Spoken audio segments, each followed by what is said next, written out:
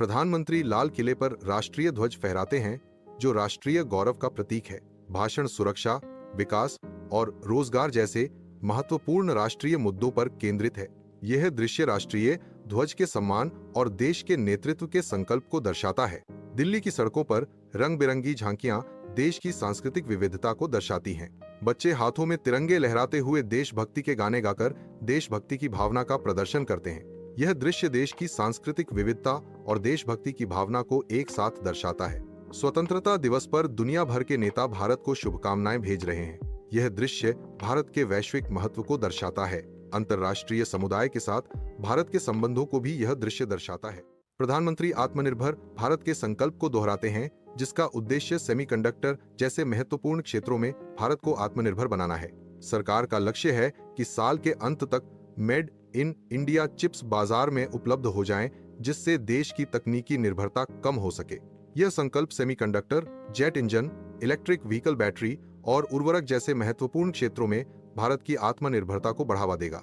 सरकार किसानों, मछुआरों और पशुपालकों के हितों की रक्षा के लिए प्रतिबद्ध है। किसानों, मछुआरों और पशुपालकों के हितों की रक्षा के लिए नीतिगत स्तर पर उनका समर्थन किया जाएगा।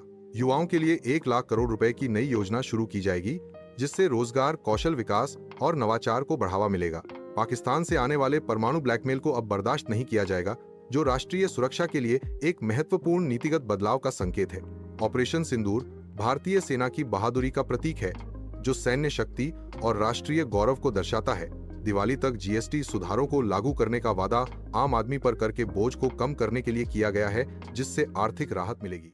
अमेरिका ने भारत पर कई उत्पादों पर 25% अतिरिक्त टैरिफ लगाया, जिससे कुल शुल्क 50% हो गया।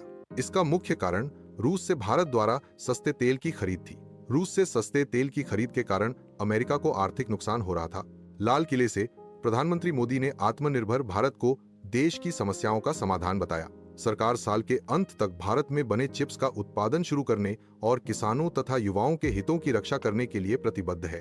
प्रधानमंत्री ने दाम कम, दम ज्यादा का मंत्र दिया और स्वदेशी उत्पादों को बढ़ावा देने का आह्वान किया।